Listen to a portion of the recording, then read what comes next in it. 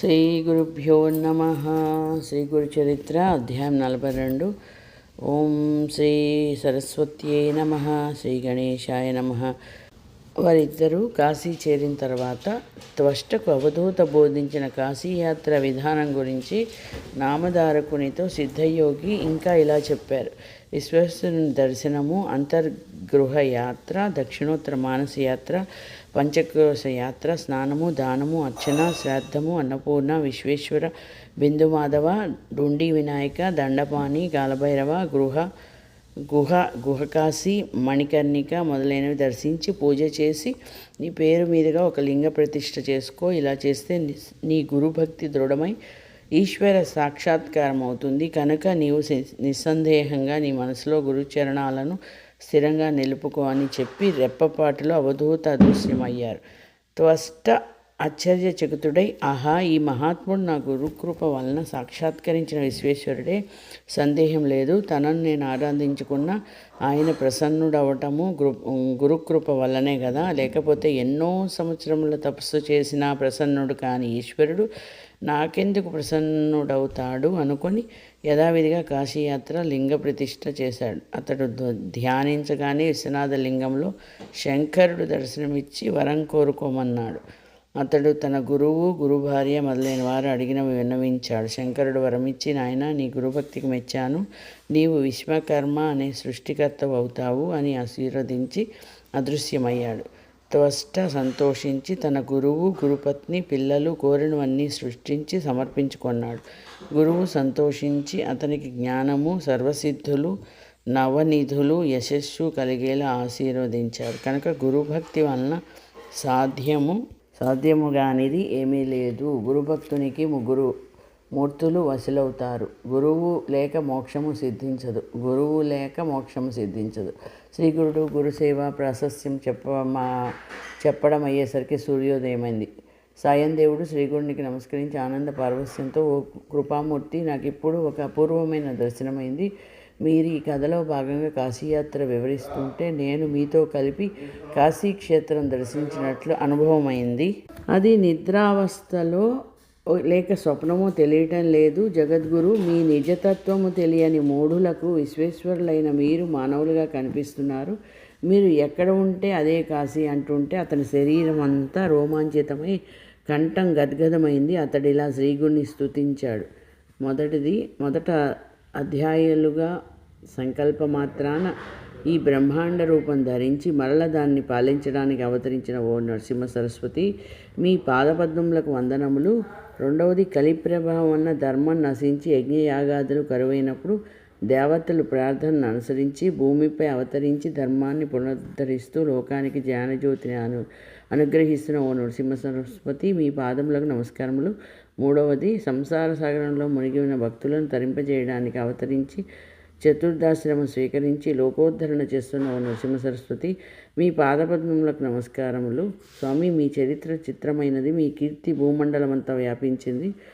మూగవానికి మాట్లాడే శక్తిని అనుగ్రహించాడు. గుడ్డివారికి దృష్టి, గొడ్రాలికి సంతానము, ఎండుకట్టెకు ప్రాణం, వైధవరాలికి సౌభాగ్యము, భక్తులకు సిరి సంపదలు ప్రసాదించారు. ఓ నరసింహ సరస్వతి, మీ పాదపద్మములకు నమస్కారములు. పాపాన్ని, దారిద్ర్యాన్ని పోగొట్టి జగత్తుకు జ్ఞానజ్యోతి ప్రసాదిస్తూ కామధేనువు మరియు కల్పవృక్షాల వలె భక్తుల కోరినవన్నీ నెరవేరుస్తూ ముముక్షువులకు ముక్తిని కూడా మీరు అనుగ్రహిస్తున్నారు.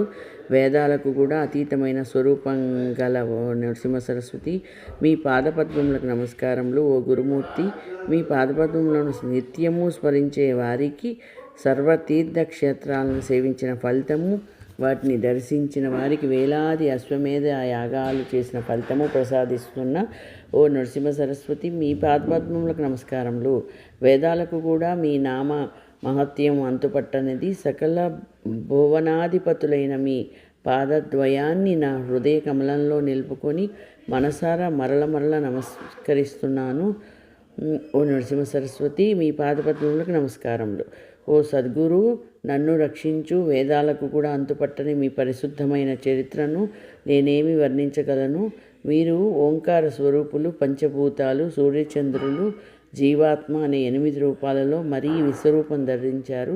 ఓ నృసింహ సరస్వతి, మీ పాదపద్మములకు నమస్కారములు.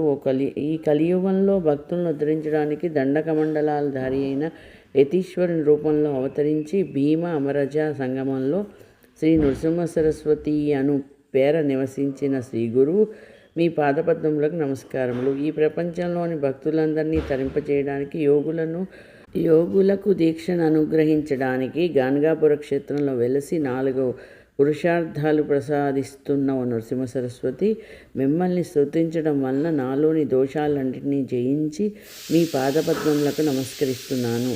శ్రీ గురు స్తోత్రమైన ఈ అష్టకాన్ని నిత్యము పఠించిన వారికి బలము, సంపద, సద్బుద్ధి, వర్చస్సు, పుత్ర పౌత్రాభివృద్ధి, ఆయురారోగ్యాలతో కూడిన ఐహిక సౌఖ్యానికి తోడు అటు తర్వాత ముక్తి కూడా లభించగలదు. శ్రీగురుడు సంతోషించి, నాయన నీకు కాశీ దర్శనమైంది కదా, ఇందువలన నీ వంశంలో 21 తరాల వారికి కాశీయాత్ర ఫలం సిద్ధించింది. నీవు మా దగ్గరుండి మా పాదసేవ చేసుకో. కానీ అలా చేయాలంటే మ్లేచ్ఛరాజు సేవలో ఉండకూడదు. కనుక నీ భార్యా బిడ్డలను తీసుకొని వచ్చి గంధర్వ నగరంలో ఉండు అని చెప్పి అతన్ని వెంట పెట్టుకొని గ్రామంలోని తమ మఠానికి తిరిగి వచ్చారు. సాయం దేవుడు ఆ ప్రకారమే స్వగ్రామానికి వెళ్ళి భార్యాబిడ్డలను తీసుకొని ఒక భాద్రపద శుద్ధ చతుర్దశి నాటికి గంధర్వపురం చేరాడు. అతడు శ్రీగుడిని దర్శించి త్రిమూర్తి మాలకాకి మానస సరోవరంలో మునిగి రాజహంస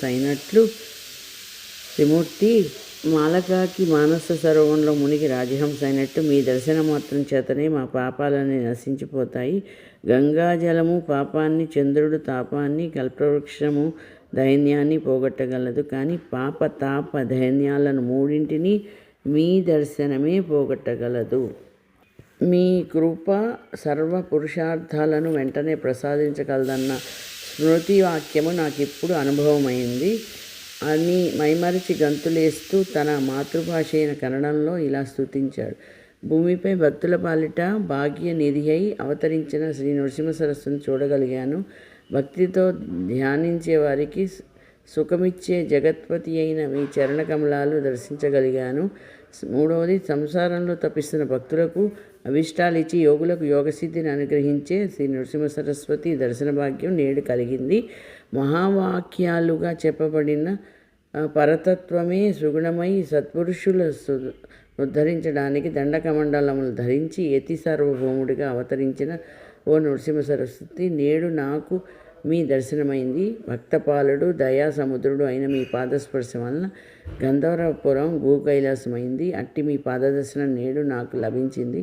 యతులు అనే నక్షత్రాల మధ్య చంద్రుని వలె ప్రకాశిస్తున్న మీ దర్శనం నేడు కలిగింది. మీ యతి రూపంలో భక్తజనులు మహాభాగ్యమే సాకారమై వెలిసింది. వేదాంత తత్వానికి ఆదర్శమైన చరిత్రను చూపే మీ పాదాలను నేడు దర్శించగలిగాను. భక్తులను రక్షించడంలో జాగు చేయని దయాఘన నీకు జయము. ఆనంద సముద్రుడు, గంధ పరిమళాలతో శోభిల్లే యోగిజన వల్లభుడు అయిన శ్రీకృష్ణుని మీ రూపంలో దర్శిస్తున్నాను. ప్రకృతి పురుషుల అభేదాన్ని నృసింహ ప్లస్ సరస్వతి అను పేర సార్థకమనరిచిన జగద్గురు రూపంలో సంచరిస్తున్న మహావిష్ణువు నేడు దర్శించుకున్నాను. శ్రీగురుడు ఎంతో సంతోషించి తన భార్యాబిడ్డలను తమ సన్నిధిలో కూర్చోబెట్టుకుని వాత్సల్యంతో వారి క్షేమ సమాచారాలు విచారించారు. సాయం దేవుడు వారందరినీ స్వామికి పరిచయం చేశాడు. అతని కొడుకులు ఇద్దరూ నమస్కరిస్తున్నప్పుడు ఆయన వారి శిరస్సులపై చేయి ఉంచి ఆశీర్వదించారు. అప్పుడు సాయం దేవుని పెద్ద కుమారుడైన నాగనాథుని చూపిస్తూ ఆయన, సాయందేవ, ఇతడు సిరి సంపదలతో చిరకాలం జీవిస్తాడు. వీడే మా నిజమైన భక్తుడు, మాకు ప్రీతిపాత్రుడు. వీడి కీర్తి ఎంతగానో విస్తరిస్తుంది. ఇతడు వంశోద్ధారకుడవుతాడు. సౌభాగ్యవతి అయిన మీ భార్య పతివ్రత. మీకు ఇంకా 4 కొడుకులు కలుగుతారు. మేచ్చుని సేవించడం వలన ఈ పుణ్యం నశిస్తుంది. కనుక నీవు అది విడిచిపెట్టి మా వద్దనే ఉండు అని తన భార్యాబిడ్డలను కూడా అందుకు అప్పించారు. తర్వాత సాయం దేవునితో, స్వామి, మొదట వీరిని తీసుకొని సంగమానికి వెళ్ళి స్నానం చేసి అశ్వత్థాన్ని పూజించుకొనిరా అన్నారు. ఆనాడు అనంత పద్మనాభ చతుర్దశి కనుక నది ఒడ్డున ఎందరెందరో అనంత వ్రతము చేసుకొని శ్రీగుడిని దర్శించుకోవాలని గంధర్వ నగరం వస్తున్నారు. శ్రీగురుడు సాయం దేవుణ్ణి కూడా అనంత వ్రతం చేసుకోమని చెప్పారు. శ్రీగురుడు సాయం దేవుణ్ణి కూడా అనంత వ్రతం చేసుకోమని చెప్పారు. అతడు, మీరే నాకు అనంతులు, మీ పాదసేవయే నాకు అనంత వ్రతము, నాకు ఇంకా వేరొక వ్రతం ఎందుకు అన్నాడు. స్వామి, నాయన, నీవు మా మాట విని వ్రతం చేసుకో. పూర్వం కౌండిన్యుడు అనే ఋషి ఈ వ్రతం చేసుకుని అభిష్టాలన్నీ పొందాడు. నీవు కూడా కౌండిన్యస గోత్రుడవే గనక ఈ వ్రతం ఆచరించు అన్నారు. అప్పుడు సాయందేవుడు, స్వామి, అలా అయితే ఆ వ్రత విధానమేమో మా గోత్ర ఋషి దానివలన ఎలా కృతార్థులయ్యారో వివరించండి అని కోరాడు. శ్రీగురుడు వివరించారు. శ్రీదత్తాయ గురవే నమః. శ్రీ శ్రీపాద శ్రీవల్లభాయ నమః. శ్రీ నృసింహ సరస్వత్యై నమః. శ్రీ గురు చరిత్ర అధ్యాయం 42 సంపూర్ణము. జై గురుదత్త. అయితే ఇక్కడ ఒక ముఖ్య విషయం, ఇది భావగర్భితమైన కథ. వివేకంతో కూడిన భక్తియే గురువు కోరిన కుటీరము. చిత్ర విచిత్రము నామరూపాత్మకము అయిన విశ్వమే జగన్మాత స్వరూపమన్న దృఢ భావనయే గురుపత్ని కోరిన రవిక.